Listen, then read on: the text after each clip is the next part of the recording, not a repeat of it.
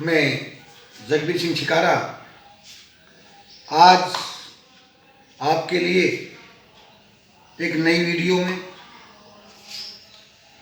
कक्षा 9 के सामाजिक विज्ञान विषय के लोकतांत्रिक राजनीति के सेकंड चैप्टर लोकतंत्र क्या और लोकतंत्र क्यों के बारे में पढ़ेंगे।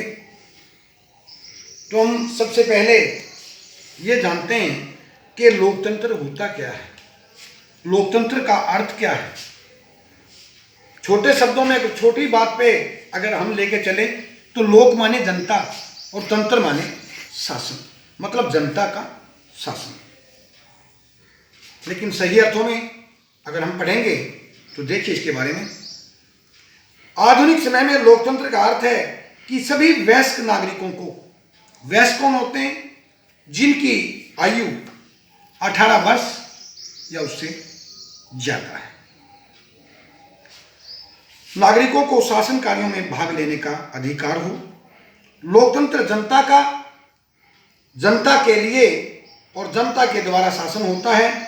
आधुनिक लोकतंत्र में स्वामी और सेवक, धनी और निर्धन में कोई अंतर नहीं होता। इसमें प्रत्येक व्यक्ति को बिना किसी रंग, जाति, धर्म, पद आदि के भेदभाव के समान अधिकार प्राप्त होते हैं।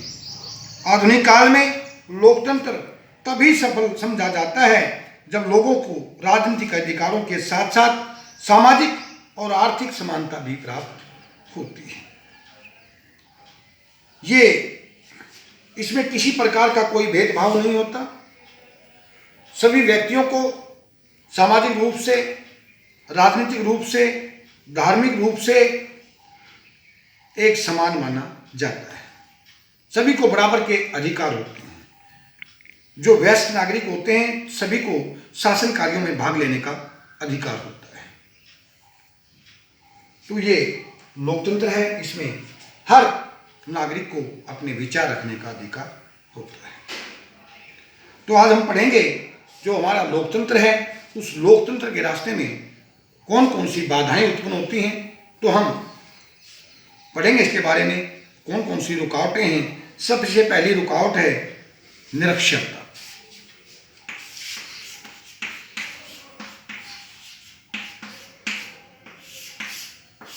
निरक्षरता मतलब हम अपनी लोकल लैंग्वेज में अगर कहें तो अनपढ़ आदमी, जो पढ़े लिखे नहीं, जिनको पढ़ना लिखना नहीं आता, यह भी एक बहुत बड़ी बाधा है। प्रजातंत्र में या लोकतंत्र में ये मार्ग में आने वाली सबसे बड़ी बाधा है अनपढ़ता, निरक्षरता। जिस आदमी को कोई अक्षर का ज्ञान नहीं है, अनपढ़ व्यक्ति अपने वोट का, अपने मत का उचित प्रयोग नहीं कर पाता वो, क्योंकि वो लोगों के बहकावे में आ जाता है, उसे किसी चीज का ज्ञान नहीं होता। वे योग्य व ईमानदार नेताओं का चुनाव करने में असमर्थ होते हैं और इस प्रकार वो किसी गलत आदमी को वोट देकर देश के लिए एक ऐसी सरकार को चुन देते हैं जो देश की जनता का भला करने की बजाय अपने स्वार्थ पर उतर जाते हैं। तो इस प्रकार निरक्षरता जो है वो प्रजातंत्र के मार्ग में सबसे बड़ी बाधा है।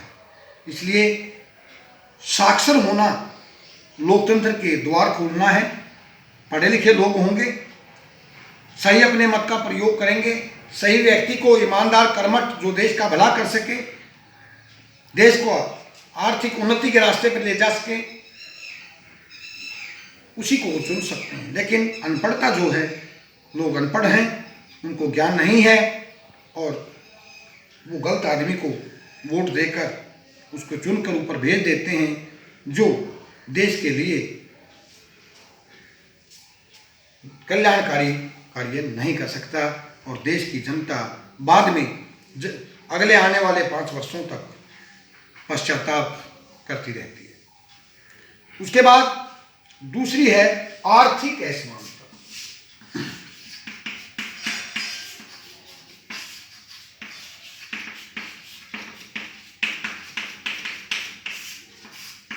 आर्थिक असमानता मतलब अमीर और गरीब, धन का किसी के पास ज्यादा होना, किसी के पास कम होना, यह भी एक बहुत बड़ी समस्या है। आर्थिक असमानता होने पर प्रजातंत्र सफल नहीं हो पाता, क्योंकि निर्धन व्यक्ति को अपना पेट भरने की अधिक चिंता रहती है, उसे अपनी रोजी रोटी की अधिक चिंता रहती है। यह धन के लालच में आकर कुछ नेता जो हैं, जो करप्ट होते हैं, भ्रष्ट होते हैं, वो धन का लालच उन अनपढ़ लोगों को दे देते हैं जो गरीब हैं, और वो आदमी धन के इस लालच में, इस बहकावे में आकर अपने वोट को बेच देते हैं। उस गलत आदमी को पैसे लेकर उसका वोट डाल देते हैं। अर्थात वो गलत सरकार चुन ली जाती है, और ऐसे भ्रष्ट जो व्यक्ति हैं वो देश की जनता के प्रतिनिधि बनकर जब संसद में या विधानसभाओं में बैठते हैं तो वो देश का भला नहीं कर सकते, वो देश को आर्थिक प्रगति के रास्ते पर नहीं ले जा सकते। उन्हें अपने जेब भरने की चिंता रहती है, और धन के प्रलोभन में आकर ये जो गरीबी है, ये इस प्रकार देश की सरकारों को चुन देती है। तो प्रजातंत्र तभी सफल हो सकता है जब देश में समाजवाद हो, सबको उत्पादन और वितरण के साधनों पर बराबर का अधिकार हो, और देश की जनता पढ़ी लिखी हो। तभी एक अच्छे देश में अच्छे लोकतंत्र की स्थापना हो सकती है, और वही देश हमेशा तरक्की के रास्ते पर जा सकता है। तो लोकतंत्र के मार्ग में सबसे बड़ी दो बाधा हैं, एक गरीबी और एक अनपढ़ता। इसलिए हमने अगर लोकतंत्र को सफल बनाना है तो अपने देश से इन दो चीजों को खत्म करना होगा, तभी हम एक सच्चे लोकतंत्र की स्थापना कर सकते हैं। अगला प्रश्न है, लोकतंत्र को सफल बनाने के लिए नागरिकों में कौन कौन से गुण होने चाहिए?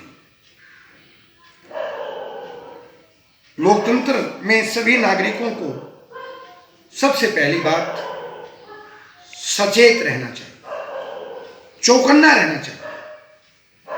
उसे अपने अधिकारों, अपने राइट्स और अपनी ड्यूटी, अपने अधिकारों और अपनी कर्तव्यों का ज्ञान होना चाहिए। जब तक उसे अपने अधिकारों और कर्तव्यों का ज्ञान नहीं होगा कि क्या उसके अधिकार हैं और क्या उसके देश के प्रति कर्तव्य हैं, तब तक वह एक सफल नागरिक नहीं है। तो पहला, सचेत रहना चाहिए, उसे अधिकारों और अपनी कर्तव्यों का, अपनी ड्यूटीज का ज्ञान होना चाहिए। और प्रजातंत्र की सफलता में दूसरा सबसे बड़ा नागरिक का गुण है उसका शिक्षित होना। देश के नागरिक तभी लोकतंत्र को सफल बना सकते हैं जब वो शिक्षित होंगे। प्रजातंत्र की सफलता के लिए यह भी आवश्यक है कि सभी लोग आर्थिक रूप से समान हों, कोई अमीर गरीब का भेदभाव न हो, क्योंकि वो लालच में नहीं आएंगे और वो आगे देश को लेकर चल सकते हैं। नागरिकों को योग्य तथा प्रभावशाली नेताओं का चुनाव करना चाहिए, ऐसे नेता जो प्रजातंत्र को सफल बना सकें, लोगों के लिए अच्छी आर्थिक, सामाजिक और राजनीतिक नीतियां ला सकें, जिससे देश की जनता एक सफलता के मार्ग पर चल सके। ऐसा ही आपको मैं एक प्रश्न कराता हूं। हमारे पड़ोसी मुल्क पाकिस्तान के बारे में, वहां पर एक फौज का सेनानायक हुआ करता था जिसका नाम था जनरल परवेज मुशर्रफ। तो ये कहते हैं कि जनरल परवेज मुशर्रफ के शासन वाले पाकिस्तान को लोकतंत्र न कहने के कारणों पर प्रकाश डालिए कि जब वो गद्दी पर बैठा और वहां पर उसने शासन किया, क्या हम उसके शासन को लोकतंत्र वाला शासन कह सकते हैं? और कह नहीं सकते तो क्यों नहीं कह सकते, इसके बारे में पढ़ेंगे। लोकतंत्र में सत्ता परिवर्तन चुनावी जनादेश के द्वारा होता है। जब सरकारें बदली जाती हैं तो जनता चुनाव में भाग लेती है और जनता जिस भी पार्टी को वोट देकर अधिक वोटों से जिताती है, सरकार बनती है, तभी सरकारों का परिवर्तन होता है। वो जनता के आदेश के द्वारा होता है, जनता के चुनाव में भाग लेने से होता है। जबकि परवेज मुशर्रफ ने सैनिक तख्ता पलटवार करके अपने सैनिक बलबूते पर, सैनिक ताकत पर वहाँ की सरकार का तख्ता पलट दिया और सत्ता पर काबिज हो गया, तो ऐसे शासन को हम प्रजातांत्रिक शासन नहीं कह सकते कि वहाँ पर चुनाव नहीं हुआ, वहाँ पर सैनिक शक्ति के द्वारा वहाँ के शासन को पलट दिया गया, वहाँ की सरकार को हटा दिया गया। शासन को पलटती जनता है, चुनाव में पलटती है, तब एक प्रजातंत्र होता है। दूसरी बात, लोकतंत्र में शासन संचालन में जनता का महत्वपूर्ण योगदान होता है, भागीदारी होती है, लेकिन पाकिस्तानी जनता को ऐसा अधिकार नहीं है। वहाँ जनता के हाथ में शक्तियाँ नहीं हैं, वहाँ सारी शक्तियाँ जो हैं वो सेना के हाथों में हैं। पाकिस्तान में चुने हुए जनप्रतिनिधियों के पास केवल नाम मात्र के अधिकार हैं। जो जनता के द्वारा, मैंने पहले बताया आपको, जो चुन के आ जाते हैं, वे उनके पास केवल नाम मात्र के अधिकार हैं। वास्तविक सत्ता जो है वो वहाँ के जो सेना है वहाँ की, उसके हाथों में होती है। वास्तविक सत्ता परवेज मुशर्रफ के हाथ में थी। लोकतंत्र में शासक कभी भी निरंकुश नहीं हो सकता, क्योंकि जब जनता का शासन होता है, अगर कोई शासक प्रधानमंत्री, राष्ट्रपति या कोई विधानसभा का सदस्य, कोई संसद सदस्य, लोकसभा का सदस्य जब मनमर्जी करेगा, तो भारतीय संविधान के अंदर या लोकतंत्र में ऐसे संविधान के नियम हैं कि उसको वहाँ से हटाया जा सकता है, उसकी मनमर्जी नहीं चलती। जबकि जो पाकिस्तान जैसे देशों में या जनरल परवेज मुशर्रफ ने जो सारी शक्तियां अपने सैनिक बलबूते पर अपने हाथों में ले ली और वहाँ पर शासन करने बैठ गया, सारे नियम खुद के चलते थे, उसके ऊपर किसी का कोई बाहरी दबाव या आंतरिक दबाव नहीं था, अपनी मनमर्जी से शासन चलाता था, तो उसको हम लोकतंत्र नहीं कह सकते। लोकतंत्र जनता का शासन होता है, जनता के द्वारा शासन किया जाता है, जनता के लिए शासन होता है।